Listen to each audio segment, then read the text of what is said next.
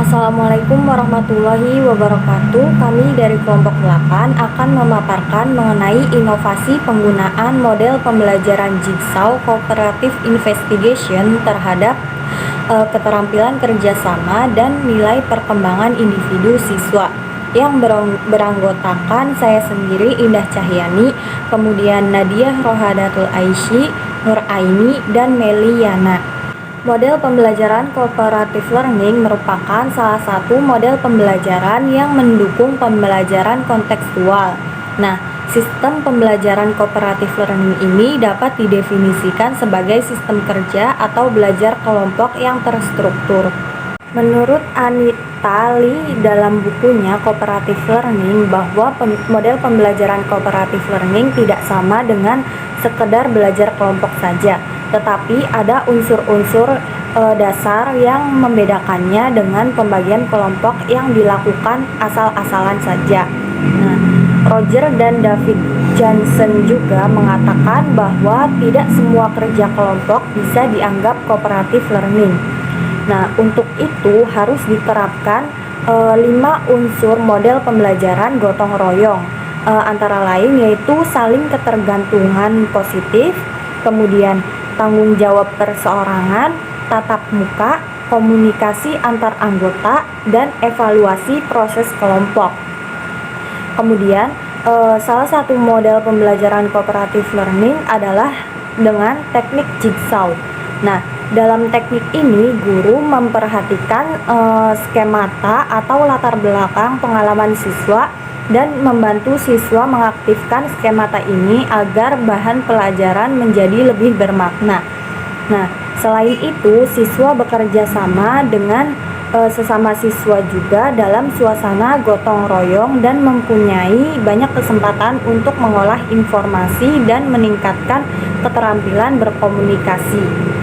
Model pembelajaran kooperatif tipe Jigsaw merupakan model pembelajaran kooperatif di mana siswa belajar dalam kelompok kecil yang terdiri atas 4-6 orang secara heterogen dan bekerja sama, saling ketergantungan yang positif, dan bertanggung jawab atas ketuntasan bagian materi pelajaran yang harus dipelajarinya dan menyampaikan materi tersebut kepada anggota kelompok lainnya juga. Jigsaw didesain untuk meningkatkan rasa tanggung jawab siswa terhadap pembelajarannya sendiri dan juga pembelajaran orang lain. Nah, siswa tidak hanya mempelajari materi yang diberikan, tetapi mereka juga harus siap memberikan dan mengajarkan materi tersebut pada anggota kelompok yang lainnya juga. Dengan demikian, siswa saling tergantung satu dengan yang lainnya dan harus bekerja sama secara kooperatif untuk mempelajari materi yang ditugaskannya. Selanjutnya yaitu langkah-langkah pembelajaran kooperatif dengan teknik Jigsaw. Langkah pembelajaran dengan teknik Jigsaw diantaranya yaitu yang pertama, membagi siswa ke dalam kelompok Jigsaw dengan jumlah 5-6 orang. Yang kedua, menugaskan satu orang siswa dari masing-masing kelompok sebagai pemimpin. Umumnya pemimpin kelompok tersebut yaitu siswa yang dewasa dalam kelompok itu. Kemudian yang ketiga, membagi pelajaran yang akan dibahas ke dalam 5-6 segmen. Kemudian yang keempat, menugaskan tiap siswa untuk mempelajari satu segmen dan untuk menguasai segmen mereka sendiri. Kemudian yang kelima, memberi kesempatan kepada para siswa itu untuk membaca secepatnya segmen mereka, sedikitnya 2 kali agar mereka terbiasa dan tidak ada waktu untuk menghafal. Kemudian yang keenam, membentuk kelompok ahli dengan satu orang, masing-masing kelompok Jigsaw bergabung dengan siswa lain yang memiliki segmen yang sama untuk mendiskusikan poin-poin yang utama dari segmen mereka dan berlatih presentasi kepada kelompok Jigsaw mereka. Kemudian yang ketujuh, setiap siswa dari kelompok ahli kembali ke kelompok Jigsaw mereka. Kemudian meminta masing-masing siswa untuk menyampaikan segmen yang dipelajarinya kepada kelompoknya dan memberi kesempatan kepada siswa-siswa yang lain untuk bertanya. Kemudian, guru berkeliling dari kelompok satu ke kelompok yang lainnya, mengamati proses itu. Bila ada siswa yang mengganggu, segera dibuat intervensi yang sesuai oleh pemimpin kelompok yang ditugaskan. Dan yang terakhir, pada bagian akhir diberi ujian atas materi sehingga siswa tahu bahwa pada bagian ini bukan hanya game tapi benar-benar menghitung.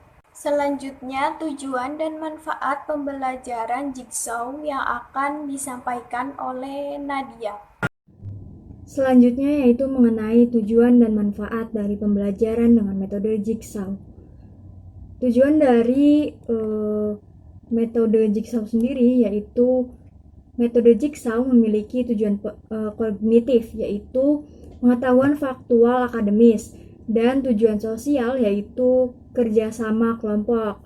Selain itu, metode Jigsaw juga digunakan untuk melatih peserta didik agar terbiasa berdiskusi dan bertanggung jawab secara individu untuk membantu memahamkan atau memberikan pemahaman kepada teman-temannya mengenai suatu pokok bahasan materi kepada teman-teman sekelasnya. Sedangkan manfaat dari metode Jigsaw yaitu meningkatkan kemampuan dari masing-masing individu, lalu saling menerima kekurangan yang dimiliki oleh masing-masing individu, terus konflik antar teman atau antar pribadi yang ada di kelas itu berkurang, serta sikap apatis juga berkurang, lalu pemahaman yang lebih memiliki pemahaman yang lebih mendalam terhadap suatu pokok bahasan materi, serta memiliki motivasi yang lebih besar sehingga hasil belajar pun akan dipengaruhi, yaitu akan bisa jadi menjadi lebih tinggi. Terus penyimpanan ingatan mengenai materi yang telah dipelajari juga akan menjadi lebih lama, serta meningkatkan kebaikan budi, kepekaan, dan toleransi antar teman. Baik, materi selanjutnya yaitu kelebihan dan kekurangan metode Jigsaw. Kelebihan metode Jigsaw menurut Titis tahun 2016. Kelas Jigsaw merupakan cara pembelajaran materi yang efisien karena dibagi menjadi beberapa kelompok dan masing-masing kelompok mempelajari salah satu pokok bahasan yang telah diberikan oleh guru. Kemudian kelebihan yang kedua yaitu mengembangkan kemampuan siswa untuk mengungkapkan ide maupun gagasan untuk memecahkan suatu masalah. Kelebihan yang ketiga yaitu meningkatkan kemampuan sosial siswa yaitu percaya diri dan hubungan interpersonal yang positif.